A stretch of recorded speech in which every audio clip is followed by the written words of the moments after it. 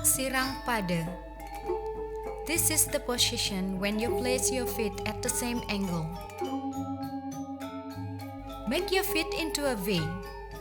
The distance between your heels should be around 4 fingers. Keep your toes up. Bend your knees, keeping your thighs fairly wide. Put your hands behind your back to keep your back arched and your body upright.